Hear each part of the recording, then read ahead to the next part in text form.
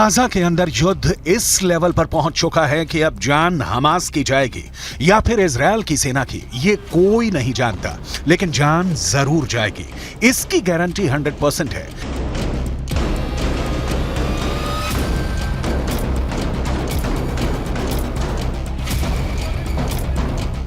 ये गाजा में close quarter battle का वीडियो है, यानी कमरों में लड़ा जाने वाला बहुत करीबी युद्ध।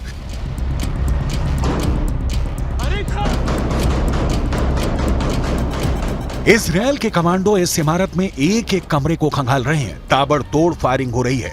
किसकी गोली किसे लगेगी, डर बहुत ज्यादा है। यह गाजा के युद्ध की सबसे खतरनाक पिक्चर है।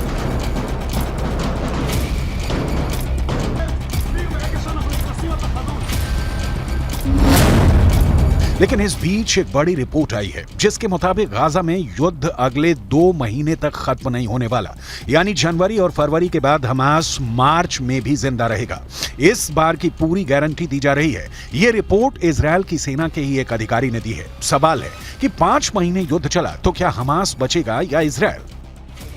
इजरायल की सेना को दक्षिण में सिर्फ खान यूनुस इलाके में अपना ऑपरेशन पूरा करने में 4 हफ्तों का वक्त लग सकता है, यानी 1 महीना या कहें पूरा दिसंबर और जनवरी इजरायल की सेना खान यूनुस में लड़ती रहेगी। इसके बाद हमास के खिलाफ पहली स्टेज का युद्ध लड़ने में 1 महीने का वक्त और लगेगा, यानी फरवरी के बाद मार्च में भी युद्ध जारी रहेगा। इजरायल और पश्चिमी देशों की मीडिया को यह बात इजरायली सेना के एक बड़े अधिकारी ने बताई है। उत्तरी गाजा पर कब्जा करने के बावजूद इजरायल की सेना को गलियों में युद्ध लड़ना पड़ रहा है।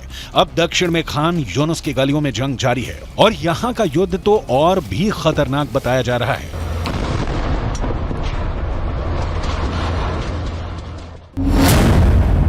कुल मिलाकर समझिए कि 7 अक्टूबर को शुरू हुआ युद्ध अब भी जारी है। यह युद्ध 7 जनवरी तक भी चलेगा। यह युद्ध 7 फरवरी को भी होता रहेगा और इसके बाद यह युद्ध 7 मार्च को खत्म हो जाएगा।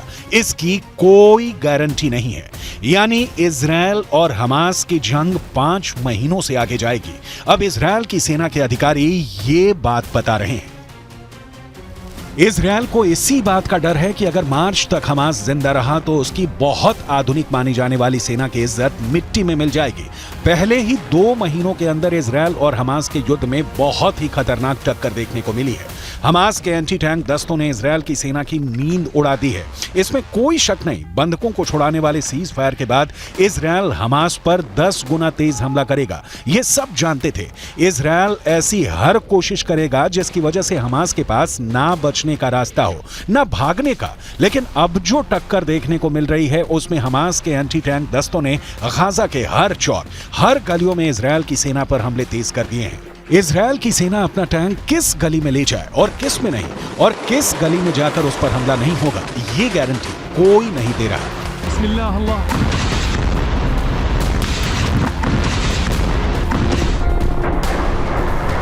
हमास की एक बॉडी कैमरा फुटेज इजरायल को मिली है और इसमें हमास के एंटी टैंक दस्तों को बिल्डिंग में छिपे हुए देखा जा सकता है। जिस जगह पर यह दस्ता छुपकर इजरायल पर हमले की फिराक में था, वहीं पर इजरायल ने हवाई हमला कर डाला। जाहिर है ऐसे धमाके में कोई जिंदा नहीं बचा होगा। वैसे गाजा की गलियों में युद्ध के दौरान हमास ने भी बड़े बड़े दावे किए हैं।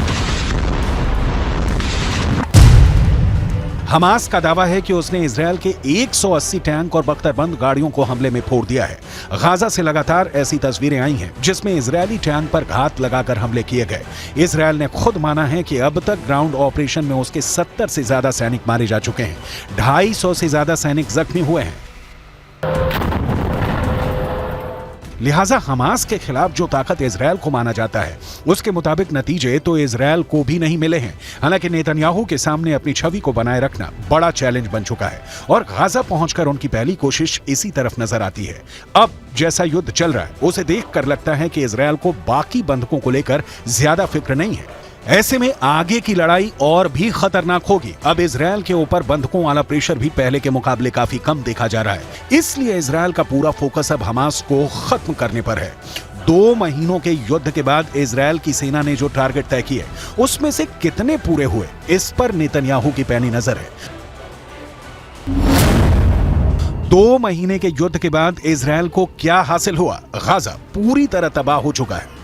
18,000 लोग इजरायल की बमबारी में मर चुके हैं, लेकिन इजरायल पर रॉकेट अब भी दागे जा रहे हैं। गाजा पर हमास का कंट्रोल बाकी है। हिजबुल्लाह के साथ इजरायल का उत्तरी बॉर्डर यानी लेबनान का फ्रंट अब भी एक्टिव है। अमेरिका इजरायल की मदद कर रहा है, लेकिन सीधा इस युद्ध में शामिल नहीं होना चाहता, क्योंकि वो यूक्रेन में भी एक्टिव है। ईरान के समर्थन वाले मिलिशिया इस वक्त इजरायल और अमेरिका दोनों पर हमले कर रहे हैं, और इन सबके बीच हमास अब भी जिंदा है, यानी जिसे इजरायल पूरी तरह से खत्म करना चाहता है, वो अब भी इजरायल से लड़ रहा है।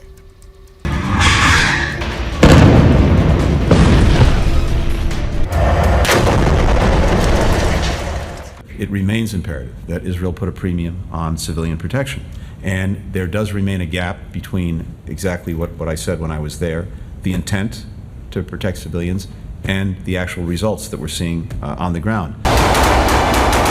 इजरायल की सेना दावा कर रही है कि वो गाजा में हमास को चारों तरफ से घेर रही है, इसलिए ऑपरेशन में वक्त लग रहा है। लेकिन गाजा से कुछ वीडियो ऐसे भी आए हैं जैसे लगता है कि इजरायल की सेना गाजा में बुरी तरह से घिर चुकी है।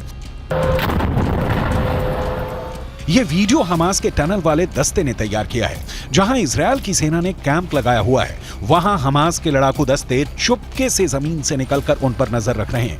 ये इजरायल को डराने वाला वीडियो है। हमास की नजर इजरायल के एक एक फौजी पर है। इजरायल को टक्कर देने के लिए हमास ने एक नया वीडियो रिलीज किया है। यहां हमास के रॉकेट दस्तों ने अपने ठिकानों को उजागर करके दिखाया है कि उसके पास इजरायल पर हमले के लिए कौन सा नया हथियार है। ये M19 रॉकेट है, जिसकी रेंज करीब 100 किलोमीटर है। हमास ने कहा है कि वो इस रॉकेट से अब इजरायल की राजधानी तेल अवीव पर हमला करेगा। ये रॉकेट और इसको दागने वाला मल्टी लॉन्चर ये गाजा का ही कोई हिस्सा है। सवाल है कि क्या ये जगह अब तक इजरायल और अमेरिका की सैटेलाइट की नजर में नहीं आई, ना ही इजरायल और अमेरिका के ड्रोन इसे देख पाए। मुमकिन है ये पुराना वीडियो है और अब हमास ने इसे जारी करके सिर्फ इजरायल में डर पैदा करने की कोशिश की है।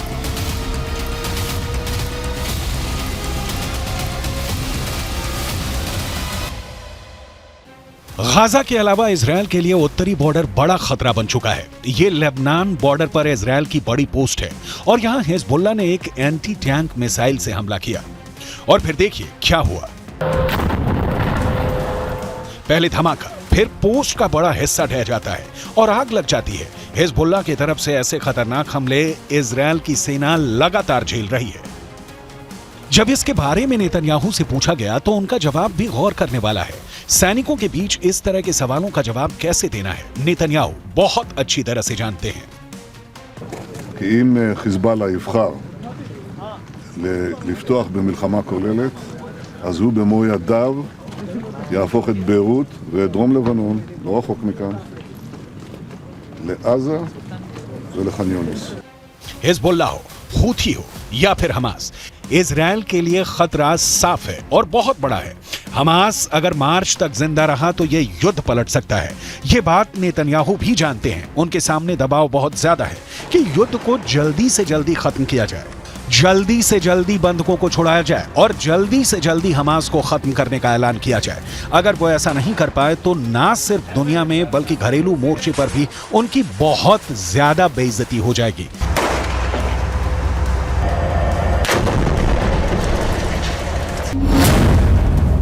इसलिए इजरायल और नेतन्याहू के सामने सबसे बड़ा डर है कि अब मार्च तक हमास जिंदा रहेगा।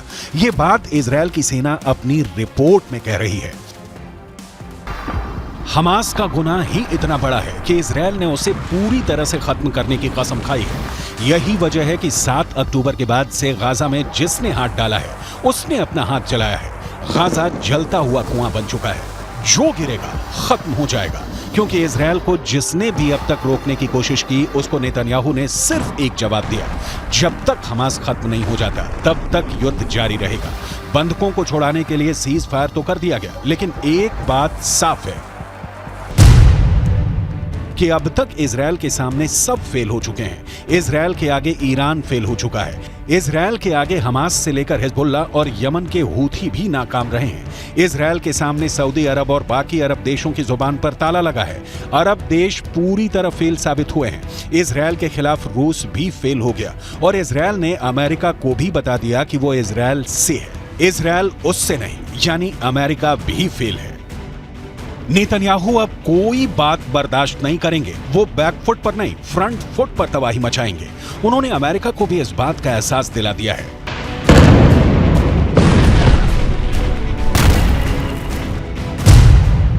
कि हमास को खत्म करने तक बिल्कुल नहीं रुकेंगे।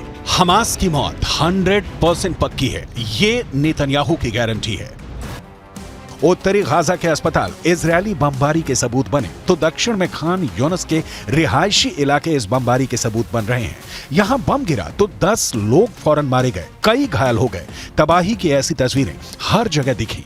गाजा में बमबारी रोके, इसके लिए इजरायल पर दबाव डाला जा रहा है, लेकिन उसका असर शून्य है। इजरायल को अमेरिका से मिल रही मदद इसका सबसे बड़ा सबूत है, जो फिर से सीज फायर की कोशिश के आगे दीवार बन चुका है। अमेरिका ऐसी बमबारी रोकने के लिए संयुक्त राष्ट्र सुरक्षा परिषद में आए प्रस्ताव के खिलाफ वीटो कर चुका है। تنزل على قطاع غزة محاصر من 20 عام. هذه الأسلحة وهذه الصواريخ كلها صنعت في أمريكا وفي دول العالم الغربية، ويدعم إسرائيل من أجل القضاء على الشباب والأطفال والنساء والشيوخ. حسبنا الله ونعم الوكيل. أمريكا لما اتخذت عدم وقف إطلاق النار في الأمم المتحدة وفي كل مكان يدعو لوقف إطلاق النار، أمريكا هي التي توقف تحط حق الفيتو ضد هذا الشعب الذي يموت 24 ساعة قصف ليل ونهار لا يتوقف بالأسلحة الأمريكية। हमास को खत्म करने के लिए अमेरिका ने इजरायल को 15,000 बंकर बस्टर बम भेजे हैं। गाजा पर बमबारी के लिए अमेरिका ने इजरायल को 57,000 तोप के गोले सप्लाई किए हैं। एक तरह से बाइडन मौत बांट रहे हैं। ये इल्जाम अमेरिका पर बार बार लग रहा है। I'm at a hospital in Gaza, and what I'm seeing are babies, tiny babies who are dependent on incubators. Those incubators need fuel, they need electricity in order to operate. They're keeping these babies alive, and they need to keep it up.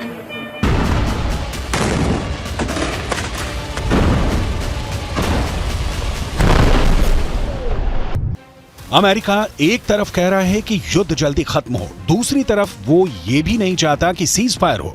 America Israel को लगातार बम भेज रहा है और Israel Gaza पर लगातार बमबारी भी कर रहा है, लेकिन 2 महीनों के बाद भी ये युद्ध जारी है और हमास जिंदा है।